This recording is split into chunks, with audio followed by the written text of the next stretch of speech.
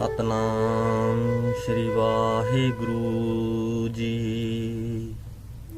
गुरु प्यारिओ, ਅਸੀਂ ਅੱਜ ਤੋਂ श्री गुरु ग्रंथ साहिब जी ਦੀ सरल ਪੰਜਾਬੀ ਭਾਸ਼ਾ ਦੇ ਵਿੱਚ ਵਿਆਖਿਆ ਸ਼ੁਰੂ ਕਰਨ ਲੱਗੇ ਹਾਂ।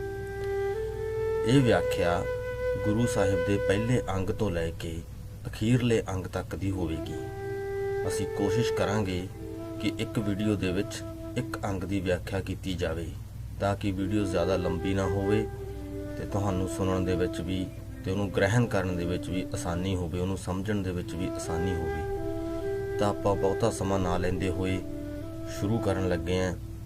ਪਹਿਲੇ ਅੰਗ ਤੋਂ ਮੂਲ ਮੰਤਰ ਤੋਂ ਸ਼ੁਰੂਆਤ ਹੁੰਦੀ ਹੈ। ਮੂਲ ਮੰਤਰ ਇੱਕ ਸਿੱਖੀ ਦਾ ਸਿਧਾਂਤ ਹੈ। ਤਾਂ ਮੂਲ ਮੰਤਰ ਤੋਂ ਆਪਾਂ ਬਾਣੀ ਦੀ ਵਿਆਖਿਆ ਦੀ ਸ਼ੁਰੂਆਤ ਕਰਦੇ ਹਾਂ ਕਿ ਇੱਕ ਓੰਕਾਰ ਸਤਨਾਮ ਕਰਤਾ ਪੁਰਖ ਨਿਰਭਉ ਨਿਰਵੈਰ ਅਕਾਲ ਮੂਰਤ ਅਜੂਨੀ ਸੈਭੰ ਗੁਰ ਪ੍ਰਸਾਦ। ਇਹ ਸਾਰਾ ਮਿਲ ਕੇ ਇਹ ਦੋ ਪੰਕਤੀਆਂ ਮੂਲ ਮੰਤਰ ਦੀ ਰਚਨਾ ਕਰਦੀਆਂ ਹਨ। ਇੱਥੇ ਇੱਕ ਓੰਕਾਰ ਨੂੰ ਮੈਂ ਥੋੜਾ ਐਕਸਪਲੇਨ ਕਰ ਦੇਣਾ ਚਾਹੁੰਦਾ। ਇੱਕ ਓੰਕਾਰ ਦੇ ਤਿੰਨ ਹਿੱਸੇ ਬਣਦੇ ਨੇ। ਉਹ ਕਿਹੜੇ ਨੇ ਕਿ ਇੱਕ ਓਮ ਤੇ ਕਾਰ। ਇੱਕ ਦਾ ਮਤਲਬ ਹੈ ਇੱਕ, ਓਮ ਦਾ ਮਤਲਬ ਇੱਥੇ ਹੈ ਇੱਕ ਅਜਿਹੀ ਹਸਤੀ, ਤੇ ਕਾਰ ਦਾ ਮਤਲਬ ਹੈ ਜਿਹਦੇ ਵਿੱਚ ਕਦੇ ਵੀ ਤਬਦੀਲੀ ਨਹੀਂ ਆਉਂਦੀ। ਤਾਂ ਇੱਕ ਓੰਕਾਰ ਦਾ ਮਤਲਬ ਕਿ ਇੱਕ ਉਹ ਹਸਤੀ ਜੋ ਜੁਗਾਂ ਤੋਂ, ਜਿਵੇਂ ਆਪਾਂ ਕਹਿ ਦਿੰਦੇ ਹਾਂ ਕਿ ਅਟਲ ਹੈ, ਉਹਦੇ ਵਿੱਚ ਕੋਈ ਵੀ ਤਬਦੀਲੀ ਨਾ ਆਈ ਹੈ ਤੇ ਨਾ ਹੀ ਭਵਿੱਖ ਦੇ ਵਿੱਚ ਕਦੇ ਆਏਗੀ। ਤਾਂ ਇਸ ਪੂਰੇ ਮੂਲ ਮੰਤਰ ਦਾ ਜਿਹੜਾ ਅਰਥ ਬਣਦਾ ਉਹ ਇਹ ਹੈ ਕਿ ਅਕਾਲ ਪੁਰਖ ਇੱਕ ਹੈ, ਜਿਸ ਦਾ ਨਾਮ ਹੈ ਸ੍ਰਿਸ਼ਟੀ ਦਾ ਰਚਨਹਾਰਾ, ਜੋ ਸਭ ਵਿੱਚ ਵਿਆਪਕ ਹੈ, ਭਾਵ ਕਿ ਹਰ ਚੀਜ਼ ਦੇ ਵਿੱਚ, ਹਰ ਜੀਵ ਜੰਤੂ ਦੇ ਵਿੱਚ ਹੈ।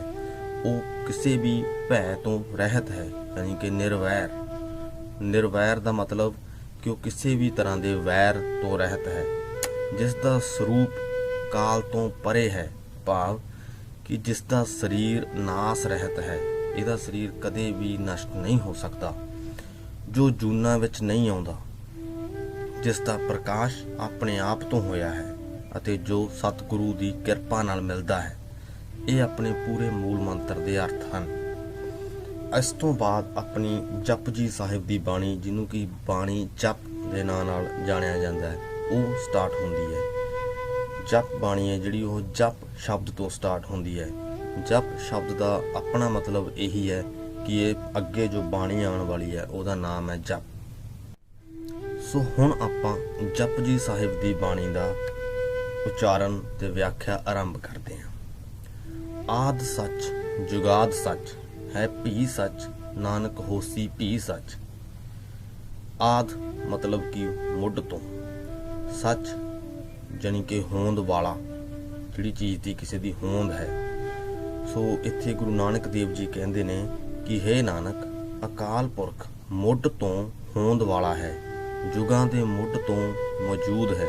ਮਤਲਬ ਕਿ ਅਕਾਲ ਪੁਰਖ ਜਦੋਂ ਤੋਂ ਇਹ ਸੰਸਾਰ, ਇਹ ਯੂਨੀਵਰਸ ਬਣਿਆ ਹੈ, ਉਦੋਂ ਤੋਂ ਹੀ ਮੌਜੂਦ ਹੈ। ਇਹ ਇਸ ਵੇਲੇ ਵੀ ਮੌਜੂਦ ਹੈ ਅਤੇ ਅਗਾਂਹ ਵੀ ਮੌਜੂਦ ਰਹੇਗਾ। ਅੱਗੇ ਚੱਲਦੇ ਹਾਂ ਕਿ ਸੋਚੈ ਸੋਚ ਨਾ ਹੋਵਈ, ਜੇ ਸੋਚੀ ਲੱਖ ਵਾਰ, ਚੁੱਪੈ ਚੁੱਪ ਨਾ ਹੋਵਈ, ਜੇ ਲਾਏ ਰਹਾ ਲਿਵਤਾਰ। ਇਸ ਵਿੱਚ ਸੋਚੈ ਸ਼ਬਦ ਦੀ ਜੇ ਆਪਾਂ ਗੱਲ ਕਰੀਏ ਤੇ ਆਪਾਂ ਨੂੰ ਇਹ ਲੱਗਦਾ ਕਿ ਸੋਚ ਨੂੰ ਨਿਰਧਾਰਿਤ ਕਰਦਾ ਹੈ, ਹਾਲਾਂਕਿ ਅਜਿਹਾ ਨਹੀਂ ਹੈ। ਸੋਚੈ ਸ਼ਬਦ ਦਾ ਇੱਥੇ ਮਤਲਬ ਹੈ ਸੁੱਚ ਰੱਖਣਾ। ਜਿਵੇਂ ਕਿ ਆਪਾਂ ਇਸ਼ਨਾਨ ਕਰਦੇ ਹਾਂ, ਇੱਕ ਤਰ੍ਹਾਂ ਨਾਲ ਕਹਿ ਦਿੰਦੇ ਹਾਂ ਕਿ ਪਵਿੱਤਰਤਾ ਰੱਖਣੀ। ਤਾਂ ਗੁਰੂ ਜੀ ਕਹਿੰਦੇ ਨੇ ਕਿ ਜੇ ਮੈਂ ਲੱਖ ਵਾਰੀ ਵੀ ਇਸ਼ਨਾਨ ਕਰਾਂ, ਇਸ਼ਨਾਨ ਕਰਕੇ ਆਪਦੇ ਸਰੀਰ ਨੂੰ ਸੁੱਚ ਰੱਖਾਂ, ਪਵਿੱਤਰ ਕਰਾਂ, ਤਾਂ ਵੀ ਇਸ ਤਰ੍ਹਾਂ ਸੁੱਚ ਰੱਖਣ ਨਾਲ ਮੈਨੂੰ ਮਨ ਦੀ ਸੁੱਚ ਨਹੀਂ ਮਿਲ ਸਕਦੀ। ਮੇਰਾ ਮਨ ਸਾਫ਼ ਨਹੀਂ ਹੋ ਸਕਦਾ। ਸਰੀਰ ਦੇ ਧੋਤਿਆਂ ਮੇਰਾ ਮਨ ਸਾਫ਼ ਨਹੀਂ ਹੋ ਸਕਦਾ। ਤੇ ਕਹਿੰਦੇ ਕਿ ਜੇ ਮੈਂ ਸਰੀਰ ਦੀ ਇੱਕ ਤਾਰ ਸਮਾਧੀ ਵੀ ਲਾਈ ਰੱਖਾਂ, ਤਾਂ ਵੀ ਇਸ ਤਰ੍ਹਾਂ ਚੁੱਪ ਰਹਿਣ ਨਾਲ ਮੈਨੂੰ ਮਨ ਦੀ ਸ਼ਾਂਤੀ ਨਹੀਂ ਹੋ ਸਕਦੀ। ਕਿ ਚੁੱਪੈ ਚੁੱਪ ਨਾ ਹੋਵਈ, ਜੇ ਲਾਏ ਰਹਾ ਲਿਵਤਾਰ, ਕਿ ਮੈਂ ਇੱਕ ਤਾਰ ਬੈਠ ਕੇ, ਇਕਜੁੱਟ ਹੋ ਕੇ ਮਨ ਦੀ ਸਮਾਧੀ ਵੀ ਲਾ ਲਵਾਂ, ਤਾਂ ਇਸ ਤਰ੍ਹਾਂ ਚੁੱਪ ਰਹਿਣ ਨਾਲ ਵੀ ਮੈਨੂੰ ਮਨ ਦੀ ਸ਼ਾਂਤੀ ਨਹੀਂ ਮਿਲ ਸਕਦੀ। अगली पंक्ति है, भुखियां भुख न उतरी जे बन्ना पुरियां भार, सहस सियानपा लख होए तां एक न चलै नाल। कि जे मैं सारे संसार दे पदार्थां दे ढेर भी साਂਭ लवां तां भी मेरी तृष्णा जिहड़ी है वो दूर नहीं हो सकती, तां भी मेरा लालच है जिहड़ा मेरी भुख है वो नहीं मिट सकती। जे मेरे विच हज़ारां लखां चतुराइयां होवन तां मौके ते आके जां ये कहिए कि उस वेले उस वेले का मतलब है कि अपनी मृत्यु वेले अपनी एक भी चतुराई जिहड़ी है काम नहीं कर सकती। जदों परमात्मा का हुक्म हो गया इस संसार तो सानू लिजाण दा, तां उस वेले साडियां लखां हज़ारां चतुराइयां दे विचों एक भी साडा साथ नहीं देऊगी। अगे गुरु साहब कहंदे ने कि किव सचियारा होई है, किव कूड़ा टुटै पाल, हुक्म रजाई चलना नानक लिखिया नाल। कि जे मैनू सारे संसार दे पदार्थ पा के भी मेरा लालच नहीं मिटदा, मेरियां जदों इन्नियां चतुराइयां भी मेरे काम नहीं आउंदियां, तां फिर किव सचियारा होई है, तां मैं किवें परमात्मा नू पा सकदा है। ते किव कूड़ा टुटै पाल, तां मेरे अंदर दा जिहड़ा कूड़ है ओह किवें हट सकदा है। मेरे अंदर जिहड़ा कह सकते हैं कि कूड़ भरिया होया है, बुरे विचार विकार भरे हुए ने, वो किवें दूर हो सकते हैं। तो गुरु साहब कहंदे ने कि हुक्म रजाई चलना नानक लिखिया नाल। कि इहदा इक्को एक हल यही है कि प्रभु दी मालक दी उस अकाल पुरख दी रज़ा दे विच चलो, उहदे हुक्म दे नाल तुरो। यह विधि दुनिया दे आरंभ तो ही चली आ रही है ते यह हमेशा चलती रहेगी।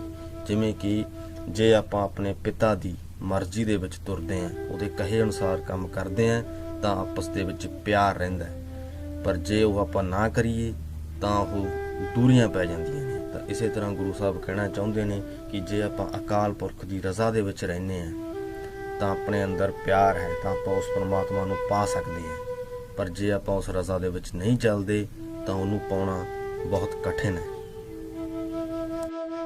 हुक्मी होवन आकार, हुक्म ना कहिया जाई, हुक्मी होवन जी, हुक्म मिलै वडियाई। कि अकाल पुरख दे हुक्म अनुसार ही सारे शरीर बनते हैं। हुक्मी होवन आकार ते हुक्म ना कहिया जाई, ते यह हुक्म जिहड़ा है वह शब्दां दे विच बयान नहीं किया जा सकता। हुक्मी होवन जी यानी कि सारे जीव जम पैंदे हन, तां उन्हां दा जमना जिहड़ा है परमात्मा दे उस अकाल पुरख दे हुक्म अनुसार ही हुंदा है। ते हुक्म मिलै वडियाई, ते उहदे हुक्म नाल ही सानू इस दुनिया दे उत्ते वडियाई मिलदी है, साडी प्रशंसा हुंदी है, साडी शोभा हुंदी है। हुक्मी उत्तम नीच, हुक्म लिख दुख सुख पाई है। एक ना हुक्मी बख्शीस, एक हुक्मी सदा भवाई है। इत्थे भी गुरु साहब अकाल पुरख दे हुक्म दी ही गल करदे हन। वो कहंदे हन कि रब दे हुक्म अनुसार ही कोई बंदा चंगा बन जांदा है, ते उहदे हुक्म अनुसार ही कोई बंदा भैड़ा बन जांदा है। उहदे हुक्म उस अकाल पुरख दे हुक्म दे लिखे अनुसार ही सानू दुख ते सुख मिलदे हन। हुक्म विच ही कदी मनुखां उत्ते अकाल पुरख दे दर तो बख्शिश भी हुंदी है, रहमतां भी मिलदियां हन, ते उहदे हुक्म अनुसार ही कुछ लोकां नू तशद्दद भी मिलदे हन ते अत्याचार भी मिलदे हन। हुक्म है अंदर सब को, बाहर हुक्म ना कोई, नानक हुक्म है जे बूझै तां हौमै कहे ना कोई। कि सारी सृष्टि दे जीव उस प्रभु दे उस अकाल पुरख दे हुक्म दे विच बज्झे हुए ने, ते कोई भी जीव उस दे हुक्म तो बाहर नहीं है, ते ना ही वो कदे हो सकता है।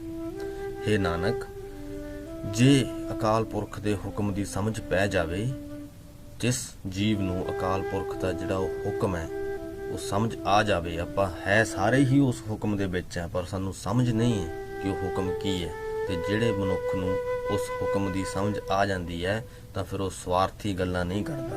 तो एक तरह नाल आपां कह सकते हैं कि उस हुक्म नूं समझ लेना ही उस परमात्मा नूं पा लेना है। कावै को तान होवै किसा तान, कावै को दात जाणै निशान। को शब्द का अर्थ है इत्थे कोई मनुख, तो जिस किसी मनुख नूं समर्था हुंदी है, यानी कि जिस किसी मनुख नूं उस परमात्मा की समझ आ जाती है तो वह रब की शक्ति के गुण गाउंदा है, उहदे चंगे कम्मां दी ਸਿਫਤ ਸਲਾਹ ਕਰਦਾ ਹੈ, ਉਹਦੇ ਨਾਲ ਰੱਬ ਦੀ ਤਾਕਤ ਹੋਰ ਵੱਡੀ ਹੁੰਦੀ ਹੈ। ਤੇ ਕੋਈ ਮਨੁੱਖ ਅਜਿਹਾ ਹੁੰਦੇ ਨੇ ਜਿਹੜੇ ਰੱਬ ਦੀਆਂ ਦਾਤਾਂ ਨੂੰ ਗਾਉਂਦੇ ਨੇ ਕਿ ਰੱਬ ਨੇ ਸਾਨੂੰ ਆਹ ਦਿੱਤਾ, ਰੱਬ ਨੇ ਸਾਨੂੰ ਉਹ ਦਿੱਤਾ। ਉਹ ਇੱਥੇ ਹੁਣ ਫਰਕ ਹੈ ਕਿ ਕੋਈ ਮਨੁੱਖ ਰੱਬ ਦੀ ਜਿਹੜੀ ਵਿਚਾਰਧਾਰਾ ਹੈ ਉਹਨੂੰ ਸਮਝ ਕੇ ਉਹਨੂੰ ਰੱਬ ਦੀ ਤਾਕਤ ਸਮਝਦਾ, ਤੇ ਕੋਈ ਰੱਬ ਦੀਆਂ ਰਹਿਮਤਾਂ ਨੂੰ ਉਹਦੀ ਤਾਕਤ ਸਮਝਦਾ। ਅਗਲੀ ਪੰਕਤੀ ਵੀ ਇਹਦੇ ਨਾਲ ਮਿਲਦੀ ਜੁਲਦੀ ਹੈ ਕਿ ਗਾਵੈ ਕੋ ਗੁਣ ਵਡਿਆਈਆਂ ਚਾਰ, ਗਾਵੈ ਕੋ ਵਿਦਿਆ ਵਿਖਮ ਵਿਚਾਰ। ਕਿ ਕੋਈ ਮਨੁੱਖ ਰੱਬ ਦੀਆਂ ਵਡਿਆਈਆਂ ਦਾ ਵਰਣਨ ਕਰਦਾ ਹੈ, ਰੱਬ ਦੇ ਸੋਹਣੇ ਗੁਣਾਂ ਦੇ ਗੁਣ ਗਾਉਂਦਾ ਹੈ, ਤੇ ਕੋਈ ਮਨੁੱਖ ਉਹਦੀ ਵਿਚਾਰਧਾਰਾ ਤੇ ਵਿਚਾਰ ਕਰਦਾ ਹੈ, ਉਹਨੂੰ ਸਮਝਣ ਦੀ ਕੋਸ਼ਿਸ਼ ਕਰਦਾ ਹੈ, ਤੇ ਉਹਨੂੰ ਅੱਗੇ ਲੋਕਾਂ ਤੱਕ ਲੈ ਕੇ ਜਾਣ ਦੀ, ਲੋਕਾਂ ਨੂੰ ਸਮਝਾਉਣ ਦੀ ਕੋਸ਼ਿਸ਼ ਕਰਦਾ ਹੈ। ਗਾਵੈ ਕੋ ਸਾਜ ਕਰੇ ਤਨ ਖੇ, ਗਾਵੈ ਕੋ ਜੀ ਲੈ ਫਿਰ ਦੇ। ਪਿਛਲੀਆਂ ਦੋ ਪੰਕਤੀਆਂ ਦੀ ਤਰ੍ਹਾਂ ਇਸ ਪੰਕਤੀ ਦੇ ਵਿੱਚ ਵੀ ਗੁਰੂ ਸਾਹਿਬ ਦੋ ਤਰ੍ਹਾਂ ਦੇ ਮਨੁੱਖਾਂ ਦੀ ਤੁਲਨਾ ਕਰ ਰਹੇ ਨੇ, ਤੇ ਇੱਥੇ ਉਹ ਇਹ ਕਹਿ ਰਹੇ ਨੇ ਕਿ ਇੱਕ ਮਨੁੱਖ ਉਹ ਹੈ ਜੋ ਅਕਾਲ ਪੁਰਖ ਦੀ ਪ੍ਰਸ਼ੰਸਾ ਇਦਾਂ ਕਰਦਾ ਹੈ ਕਿ ਅਕਾਲ ਪੁਰਖ ਸਰੀਰ ਨੂੰ ਬਣਾਉਂਦਾ ਹੈ ਤੇ ਸਰੀਰ ਨੂੰ ਮਿਟਾ ਦਿੰਦਾ ਹੈ, ਤੇ ਦੂਜਾ ਮਨੁੱਖ ਇਹ ਕਹਿੰਦਾ ਹੈ ਕਿ ਅਕਾਲ ਪੁਰਖ ਆਤਮਾ ਨੂੰ ਬਣਾਉਂਦਾ ਹੈ ਤੇ ਆਤਮਾ ਨੂੰ ਇੱਕ ਸਰੀਰ ਦੇ ਵਿੱਚੋਂ ਕੱਢ ਕੇ ਦੂਜੇ ਸਰੀਰ ਦੇ ਵਿੱਚ ਪਾ ਦਿੰਦਾ ਹੈ। ਤਾਂ ਇੱਥੇ ਇਹ ਦੋਨਾਂ ਮਨੁੱਖਾਂ ਦੀ ਇੱਕ ਤਰ੍ਹਾਂ ਨਾਲ ਕਹਿ ਸਕਦੇ ਹਾਂ ਕਿ ਤੁਲਨਾ ਕੀਤੀ ਜਾ ਰਹੀ ਹੈ ਕਿ ਦੋ ਤਰ੍ਹਾਂ ਦੇ ਮਨੁੱਖ ਨੇ ਜੋ ਪਰਮਾਤਮਾ ਨੂੰ ਆਪੋ ਆਪਣੇ ਢੰਗ ਨਾਲ ਬਿਆਨ ਕਰਦੇ ਨੇ। ਗੁਰੂ ਪਿਆਰਿਓ, ਗੁਰੂ ਗ੍ਰੰਥ ਸਾਹਿਬ ਜੀ ਦੇ ਪਹਿਲੇ ਅੰਗ ਦੀ ਵਿਆਖਿਆ ਇੱਥੇ ਹੀ ਸਮਾਪਤ ਹੁੰਦੀ ਹੈ, ਪਰ ਸਮਾਪਤੀ ਤੋਂ ਪਹਿਲਾਂ ਆਪਾਂ ਇੱਕ ਵਾਰ ਜੋ ਕੁਝ ਵੀ ਆਪਾਂ ਸਿੱਖਿਆ ਹੈ, ਜੋ ਕੁਝ ਵੀ ਹੁਣ ਸੁਣਿਆ, ਉਹਦੀ ਇੱਕ ਨਿਚੋੜ ਕੱਢਣ ਦੀ ਕੋਸ਼ਿਸ਼ ਕਰਦੇ ਹਾਂ। ਤਾਂ ਗੁਰੂ ਸਾਹਿਬ ਨੇ ਸ਼ੁਰੂਆਤ ਕੀਤੀ ਹੈ ਮੂਲ ਮੰਤਰ ਤੋਂ, ਜਿਹਦੇ ਵਿੱਚ ਉਹਨਾਂ ਨੇ ਕਿਹਾ ਕਿ ਪਰਮਾਤਮਾ ਇੱਕ ਹੈ ਤੇ ਉਹਨੇ ਹੀ ਸ੍ਰਿਸ਼ਟੀ ਦੀ ਰਚਨਾ ਕੀਤੀ ਹੈ, ਜੋ ਜੁਗਾਂ ਜੁਗਾਂ ਤੋਂ ਅਟੱਲ ਹੈ, ਉਹ ਕਦੇ ਵੀ ਬਦਲੇਗਾ ਨਹੀਂ। ਉਹ ਪਹਿਲਾਂ ਵੀ ਸੀ ਤੇ ਉਹ ਹੁਣ ਵੀ ਹੈ ਤੇ ਉਹ ਭਵਿੱਖ ਵਿੱਚ ਵੀ ਰਹੇਗਾ। ਤੇ ਅੱਗੇ ਜਪਜੀ ਸਾਹਿਬ ਦੀ ਬਾਣੀ ਸ਼ੁਰੂ ਹੁੰਦੀ ਹੈ, ਜਿਹਦੇ ਵਿੱਚ ਵੀ ਉਹਨਾਂ ਨੇ ਕਿਹਾ, ਗੁਰੂ ਸਾਹਿਬ ਨੇ ਸ਼ੁਰੂਆਤ ਇੱਥੋਂ ਕੀਤੀ ਹੈ ਕਿ ਸੰਸਾਰੀ ਲੋਕ ਕੀ ਕਰਦੇ ਨੇ, ਕਿ ਉਹ ਸੋਚਦੇ ਨੇ, ਸੋਚਾਂ ਰੱਖਦੇ ਨੇ, ਸੋਚੀ ਰੱਖਦੇ ਨੇ, ਪਵਿੱਤਰਤਾ ਰੱਖਦੇ ਨੇ, ਤੇ ਫਿਰ ਉਹ ਤਾਰ ਲਾਈ ਰੱਖਦੇ ਨੇ, ਸਮਾਧੀ ਲਾਈ ਰੱਖਦੇ ਨੇ ਕਿ ਉਸ ਤਰ੍ਹਾਂ ਸਾਨੂੰ ਪਰਮਾਤਮਾ ਮਿਲ ਜਾਵੇ। ਤਾਂ ਫਿਰ ਉਹ ਸੰਸਾਰ ਦੇ ਸਾਰੇ ਪਦਾਰਥ ਵੀ ਇਕੱਠੇ ਕਰ ਲੈਂਦੇ ਨੇ ਤੇ ਆਪ ਦੇ ਵਿੱਚ ਬਹੁਤ ਸਾਰੀਆਂ ਚਤੁਰਾਈਆਂ ਵੀ ਭਰ ਲੈਂਦੇ ਨੇ। ਤਾਂ ਗੁਰੂ ਸਾਹਿਬ ਕਹਿੰਦੇ ਨੇ ਕਿ ਅਜਿਹਾ ਸਭ ਕੁਝ ਕਰਨ ਦੇ ਬਾਵਜੂਦ ਵੀ ਉਹਨਾਂ ਨੂੰ ਪਰਮਾਤਮਾ ਨਹੀਂ ਮਿਲਦਾ। ਤਾਂ ਫਿਰ ਗੁਰੂ ਸਾਹਿਬ ਕੁਐਸਚਨ ਕਰਦੇ ਨੇ, ਪ੍ਰਸ਼ਨ ਕਰਦੇ ਨੇ ਕਿ ਜੇ ਇਦਾਂ ਨਹੀਂ ਹੈ ਤਾਂ ਫਿਰ ਪਰਮਾਤਮਾ ਕਿਵੇਂ ਮਿਲ ਸਕਦਾ। ਤਾਂ ਇੱਥੇ ਹੀ ਉਹ ਉੱਤਰ ਵੀ ਦਿੰਦੇ ਨੇ ਕਿ ਉਹਦੀ ਰਜ਼ਾ ਦੇ ਵਿੱਚ ਚੱਲਣਾ ਹੀ ਪਰਮਾਤਮਾ ਨੂੰ ਪਾਉਣਾ ਹੈ, ਉਹਦੇ ਹੁਕਮ ਨੂੰ ਸਮਝ ਲੈਣਾ, ਜਿਹਦੇ ਹੁਕਮ ਤੋਂ ਬਿਨਾਂ ਕੁਝ ਵੀ ਨਹੀਂ ਹੁੰਦਾ ਇਸ ਸ੍ਰਿਸ਼ਟੀ ਦੇ ਵਿੱਚ। ਸਾਰੇ ਜੀਵ ਜੰਤੂ, ਮਨੁੱਖ ਸਭ ਉਸ ਅਕਾਲ ਪੁਰਖ ਦੇ ਹੁਕਮ ਦੇ ਅਧੀਨ ਹਨ ਤੇ ਉਹਦੇ ਹੁਕਮ ਤੋਂ ਬਾਹਰ ਨਹੀਂ ਜਾ ਸਕਦੀ। ਗੱਲ ਸਿਰਫ ਇੰਨੀ ਹੈ ਕਿ ਜੋ ਇਨਸਾਨ, ਜੋ ਜੀਵ ਜੰਤੂ ਉਹਦੇ ਹੁਕਮ ਨੂੰ ਸਮਝ ਲੈਂਦਾ ਹੈ, ਉਹ ਉਹਨੂੰ ਪਾ ਵੀ ਲੈਂਦਾ ਹੈ। ਚੱਲਦੇ ਆਪਾਂ ਸਾਰੇ ਹੀ ਉਹਦੇ ਹੁਕਮ ਅਨੁਸਾਰ ਹਾਂ। ਤੇ ਅੱਗੇ ਗੁਰੂ ਸਾਹਿਬ ਨੇ ਦੋ ਤਰ੍ਹਾਂ ਦੇ ਮਨੁੱਖਾਂ ਦੀ ਤੁਲਨਾ ਕੀਤੀ ਹੈ। ਆਖਰੀ ਤਿੰਨ ਪੰਕਤੀਆਂ ਜਿਹੜੀਆਂ ਇਸ ਪਹਿਲੇ ਅੰਗ ਦੀਆਂ ਨੇ ਕਿ ਕੋਈ ਮਨੁੱਖ ਉਹਦੀਆਂ ਦਾਤਾਂ ਦੇ ਗੁਣ ਗਾਉਂਦਾ ਹੈ ਤੇ ਕੋਈ ਉਹਦੀ ਵਿਚਾਰਧਾਰਾ ਦੇ ਗੁਣ ਗਾਉਂਦਾ ਹੈ। ਕੋਈ ਮਨੁੱਖ ਉਹਦੇ ਵਿਚਾਰਧਾਰਾ ਦੇ ਉੱਤੇ ਵਿਚਾਰ ਕਰਦਾ ਹੈ ਤਾਂ ਕੋਈ ਉਹਦੀਆਂ ਸਿਰਫ ਵਡਿਆਈਆਂ ਹੀ ਗਾਉਂਦਾ ਹੈ ਕਿ ਜੋ ਉਸਨੇ ਸੁਣਿਆ ਉਹਨੂੰ ਉਸੇ ਤਰ੍ਹਾਂ ਮੰਨ ਲੈਂਦਾ ਹੈ, ਤੇ ਕੋਈ ਉਸ ਚੀਜ਼ ਦੇ ਉੱਤੇ ਵਿਚਾਰ ਕਰਦਾ ਹੈ ਕਿ ਅਜਿਹਾ ਹੈ ਤਾਂ ਅਜਿਹਾ ਕਿਉਂ ਹੈ। ਤਾਂ ਕੋਈ ਮਨੁੱਖ ਉੱਥੇ ਕਹਿੰਦਾ ਹੈ ਕਿ ਗੁਰੂ ਸਾਹਿਬ ਜਿਹੜੇ ਨੇ ਉਹ ਇੱਕ ਸਰੀਰ ਬਣਾਉਂਦੇ ਨੇ ਤੇ ਸਰੀਰ ਨੂੰ ਮਿਟਾ ਦਿੰਦੇ ਨੇ। ਤਾਂ ਉੱਥੇ ਹੀ ਦੂਜਾ ਮਨੁੱਖ ਕਹਿੰਦਾ ਹੈ ਕਿ ਗੁਰੂ ਸਾਹਿਬ ਸਰੀਰ ਨਹੀਂ, ਆਤਮਾ ਬਣਾਉਂਦੇ ਨੇ ਤੇ ਉਹ ਆਤਮਾ ਕਦੇ ਮਰਦੀ ਨਹੀਂ, ਉਹ ਆਤਮਾ ਕਦੇ ਨਸ਼ਟ ਨਹੀਂ ਹੁੰਦੀ, ਉਹ ਆਤਮਾ ਇੱਕ ਸਰੀਰ ਤੋਂ ਦੂਜੇ ਸਰੀਰ ਦੇ ਵਿੱਚ ਚਲੀ ਜਾਂਦੀ ਹੈ। ਤਾਂ ਇੱਥੇ ਹੀ ਆਪਾਂ ਅੱਜ ਦੀ ਇਸ ਸਭਾ ਦੀ ਸਮਾਪਤੀ ਕਰਦੇ ਹਾਂ। ਅਸੀਂ ਅਗਲੀ ਵੀਡੀਓ ਦੇ ਵਿੱਚ ਸ੍ਰੀ ਗੁਰੂ ਗ੍ਰੰਥ ਸਾਹਿਬ ਜੀ ਦੇ ਦੂਸਰੇ ਅੰਗ ਦੀ ਵਿਆਖਿਆ ਲੈ ਕੇ ਤੁਹਾਡੇ ਤੱਕ ਹਾਜ਼ਰ ਹੋਵਾਂਗੇ। ਉਦੋਂ ਤੱਕ ਦੇ ਲਈ ਸਤਿ ਸ਼੍ਰੀ ਅਕਾਲ। ਵਾਹਿਗੁਰੂ ਜੀ ਕਾ ਖਾਲਸਾ, ਸ਼੍ਰੀ ਵਾਹਿਗੁਰੂ ਜੀ ਕੀ ਫਤਿਹ।